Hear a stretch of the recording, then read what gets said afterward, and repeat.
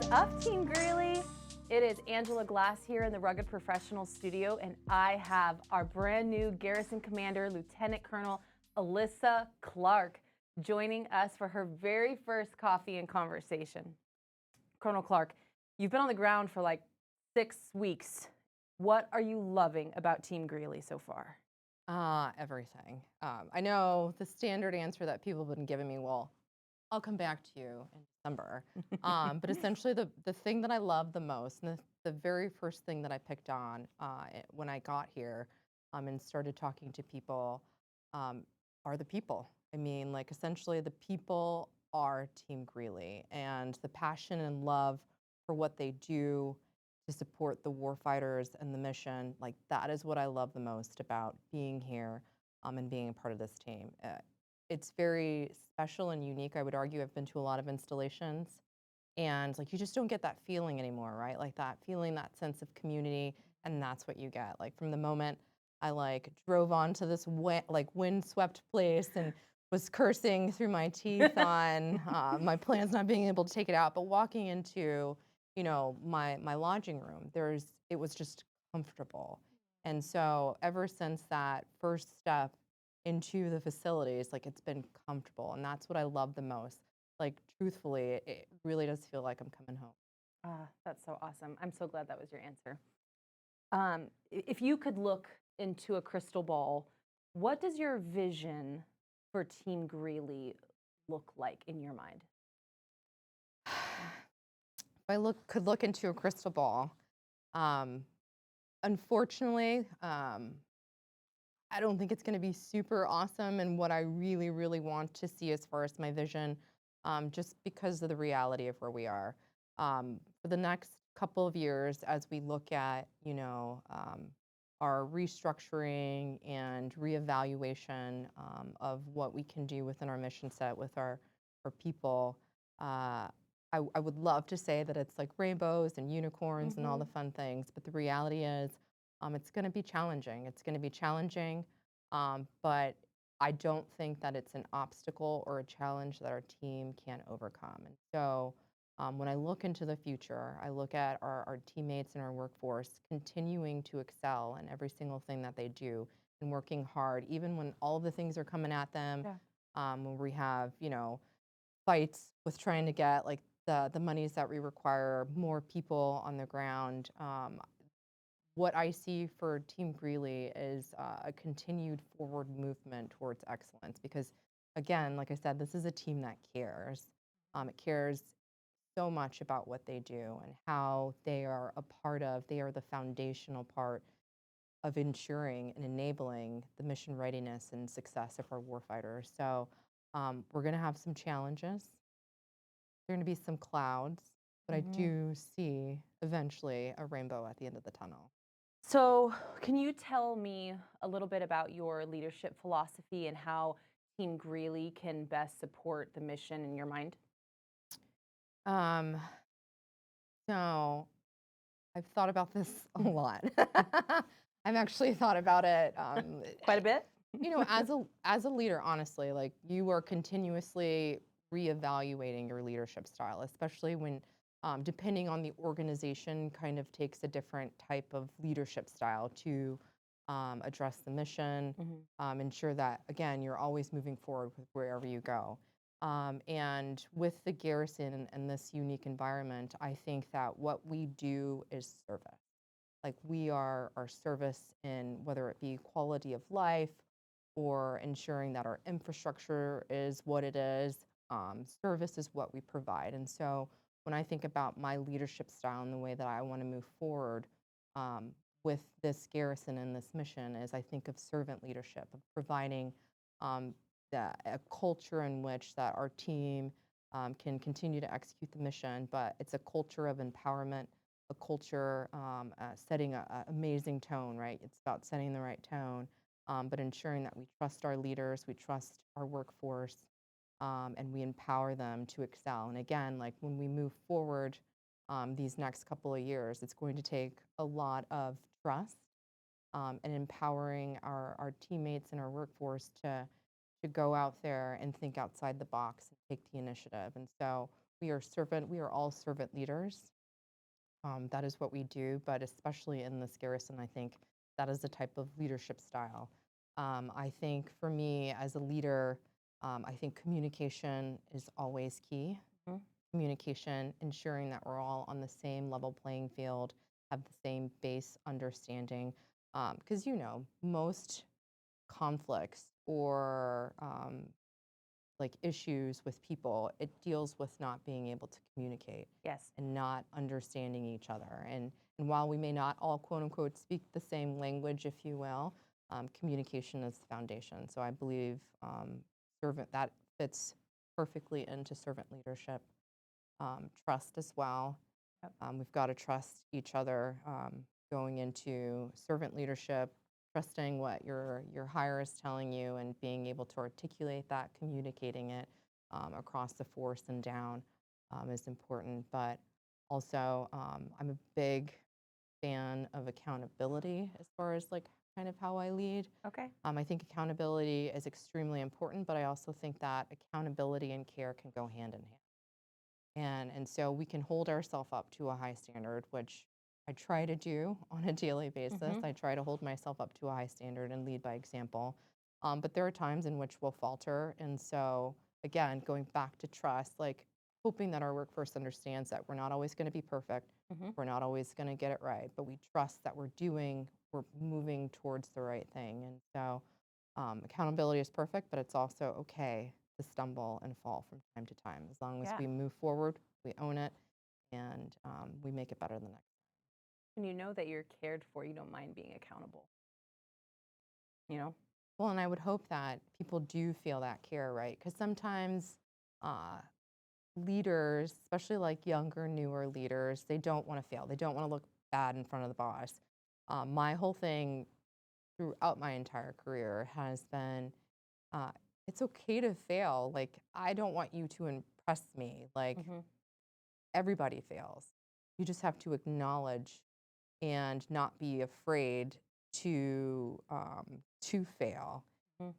because sometimes that will stifle people, and I don't want that. Like, I don't want people to feel fear and then get roadblocked. Mm. And So true. I just think that, like, own it and we move forward and learn from it. Like, Agreed. that's Completely just, agree. yeah. Let's talk a little bit about our housing inspections. So I know we have, a mandated housing inspection come up, and can you tell us a little bit about why the government has chosen to pick like a third-party contractor and what housing residents can expect with that coming up? So the first time I heard about the housing inspection, I was like, no way, they're not coming to my house, Like, it's just not going to happen. But as I became more educated Uh-huh. on the why of it, and so essentially with these third party housing inspections, and so there's a lot of us that have been around here for a while, but there are some of us that are a little bit newer to living on an installation. And in 2018 was when we went through that whole housing crisis where the issues came up on, like, I think it was Fort Hood, where essentially it was brought to light that soldiers were living in less safe conditions. And so the Army decided to go instead of Army owned properties, they decided to go with privatized housing. And so Congress, I don't remember which national defense authorization, but Congress um, essentially mandated these third party inspections to come down to ensure what the processes and protocols and the avenue to go to privatized housing, what they put in place is actually working for the benefit of the soldier and the family. And so these third party inspectors are outside of all of us. Mm. I believe we are Alaska is one of the last sets of installations to go through these third party inspections. But it's just about understanding, is privatized housing, like, did we make the right decision? So they're going Mhm. to go in and they're going to look at the safety aspects of everything. Is the electrical good? Are your, fire alarms working? Did we make the right decision, back in 2018, 2019 when we decided to shift? And Got that's it. what these third party inspections are for. Got it. Okay. That makes sense. And but that's why, like, we don't want North Haven to come in and be like, everything is great, Yeah. without, the QA/QC, because that's what we do, right? We Yep. always QA/QC. And so going back to your question, why third-party inspector? Got it. Okay. So we have some really great events coming up, and I know that you're excited about these events because you've made it known how excited you are. We have our org day coming up. We have Fall Fest coming up. We have the opening of our like 7-year wait for the indoor playground. Um, what do you want the community to take away from these events and updates to infrastructure? So the first one, our org day, which is next week Thursday. I'm super excited about that. I've been on like traditional types of org day, and the bottom line with org days, it's all about community. Yep. Building upon our community, an opportunity for us to let our hair down, eat some good grub, and play some games. And so this is an opportunity for the garrison to enjoy each other's company. I mean, I know you and we do it on a daily basis, but without, if you will, the surroundings of work. An opportunity to bring our families in so we Yeah. can integrate with each other's families and get to know each other more on a personal level. Again, I think this community does a really good job already. You can see it, you can feel it. Everybody knows your kids, right? Everybody knows your Yes. husband. And I mean, it's just an opportunity for us to let our hair down. And so appreciate, the tenant units understanding that this is our time for us. And we've also included some of our mission partners, like the LRC, to come on out. I may or may not have went to the commissary and been like, "Hey, Becca, come on, you're part of our team too." Yeah. But we should also be getting some teammates from USAG Alaska to come down and participate in our org day. So our org day is important. It's about the health of us as a garrison, us as a community, to just enjoy each other in a more relaxed venue. So I'm really excited about that. You talked about the Fall Fest. Yes. From what I understand, the Fall Fest is a very fast-paced, excited type of the year. So I think the scenery is supposed to be amazing during this time of year. So kids are like settled into school, but not super settled into school. And then we have this Fall Fest. And from what I understand, it's going to be several events over the course of a week. The first like kickoff event for Fall Fest is an adult party and an opportunity to like get so fresh and so clean and dressed up, and an opportunity to just like hang out again with adults. Yeah. And having fun. I believe that we are looking at ways in which if people with kids, I believe the CDC will be able to have a Parents' night out. parents' night out, and so there's childcare that will be available. Perfect. So that's like the kickoff event, and then I think on Saturday. So this is all happening like October 18th, I believe, to the 25th of October. Okay. And so Saturday, the 19th of October, I believe it is, we're looking at a pool party, a pumpkin pool party. Woo-hoo. I have not been to these, but I heard that they're amazing. You're in for a treat, ma'am. I don't know. I might have to don on my bathing suit and like go diving for some of the treasures, because they were talking about pumpkins in the pool Yes. and treasure boxes and all of these games. Miss Robin has always done a great job with these events. Yeah, 100%. I have heard that, so I cannot wait to come out and see like all the little kiddos in the pool, like essentially not bobbing for apples, but bobbing for pumpkins. The biggest question though is like, what do you plan on dressing up as? For Or is that a Halloween? secret? So it's up in the air, because Okay. I'm gonna be honest, I got a couple of options. Okay. I'm trying to figure out if I want to like do a duo tag team thing with Sergeant Major. Like, All right. if we'll go as like I don't know, maybe a superhero duo or something, but not sure yet what I'm going to be for Halloween. But that's still a little bit, Yeah, we got some time. down the road. But throughout the week, and I believe up until the 31st of October, there's going to be a costume contest, an online costume contest, where people can submit their costumes and be judged and win a prize like the 1st of November. So if you don't want to dress up throughout the week Yeah. or wait until the 31st, you can dress up, submit your contest entry, and be a part of that piece of our Fall Fest.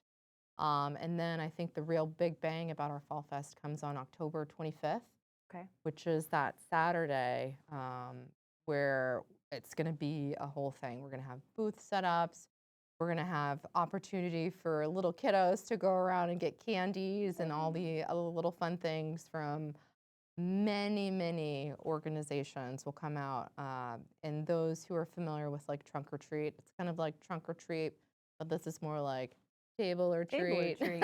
Yep. It's more like Less table or work. treat. I think we are looking at maybe doing a contest with seeing if whoever like has the best decorated table, um, maybe we'll give them a little extra added prize. Couple more Tootsie Rolls. Couple more Tootsie Rolls. I appreciate you continue to throw those Tootsie Rolls at me. I don't like Tootsie Rolls. So. Okay. All right. Listen, I am cheap. However, I will break open the bank. Okay. I think this will be a great opportunity. And like there's nothing like seeing a kid, with all of the candies and Oh, maybe yeah. some other things. I'm not going to tell you what I'm going to have at Okay. our table, but no, so I'll be a little bit generous that night. But it's not only about the kiddos, it's about, like the biggers, Bigger kids. the bigger kids, Yeah. like the teenagers. There'll be opportunities. I think that I'm not sure all of the specifics, but we will have several booths, informational booths for the adults as well. So it will be a fun time for all. And if memory serves me correctly, it's also the same time as Boo for the Flu. Yes. So Yes. we'll have an Good job, ma'am. opportunity for Boo for the Flu, and all of those fun things. So yeah, Fall Fest is huge. It's awesome. It's going to be a great time, but it's also going to be like a big push from our MWR team. So hopefully we can like spread the word and ensure that we're thanking our MWR team for that. 1,000%. Yeah. Team Greely, there has been a lot of dates that we've talked about during this coffee and conversation. So to keep up with all of these fantastic events, be sure to follow Fort Greely Family and MWR on Facebook, Instagram, and also the Fort Greely Garrison on Facebook, Instagram, and YouTube. Ma'am, you have done such a great job on your first coffee and conversation. We had one more thing to talk about. Oh, what was it? It was the indoor playground. Oh, yeah. Okay. Ooh, So good job. we're talking about older infrastructure. Now we're talking about like the new fun stuff. And Got it. so December is when like I had nothing to do with it. I just get to go and like help with like the golden ribbon. scissors and planning all of like the end awesomeness of it all. But our indoor playground is going to be open. Yes. It's going to be, it's a game changer, right? We all know where we live. We love where we live. I have yet to experience the wonders of the Arctic in the wintertime, like true wintertime. And so having an indoor playground is going to be a game changer for our little kiddos. And so that ribbon cutting ceremony is supposed to happen the first week of December. Again, lots of things happening in December, and so we'll probably talk about that in future conversations. But the opening of the indoor playground is a big deal. We're going to have all of our senior leaders coming, General Gainey, Miss McCullough. We'll probably have teammates from USAG Alaska come down, and so it's a great opportunity. I'm so excited. It's going to be amazing. I'm so excited. Touring it with Miss Melissa, like having the opportunity to kind of see like the stages of it, it's going to be awesome. And I can't wait for everybody to see like the wall around them. Ma'am, you have done such a great job in your first coffee and conversation. Well, how does it feel, for one? I'm like sweating my butt off Are you? right now. Just because it's like the lights, the hot coffee. Perhaps You've done so well. Perhaps I should have put water in. No, you've done so well. Is there anything else that you want Team Greely, as they're watching this, to take away? Any last words? I'm super excited to be here in Fort Greely, and I thank each and every person for welcoming me. I have felt nothing but love since I have stepped here on Fort Greely. And while we all get to know each other, again, just know that I will do everything in my power to advocate for our team, to advocate for what we do here, and to try to help that crystal ball vision be a little less cloudy and dark and more bright and sunshiny. So, I really believe you, ma'am. Team Greely, thank you so much for joining us today for Coffee and Conversation. If you have any other questions for Lieutenant Colonel Clark, please drop them in the comment section below and we will absolutely get them answered in a timely manner. Thank you so much for viewing today. Stay rugged.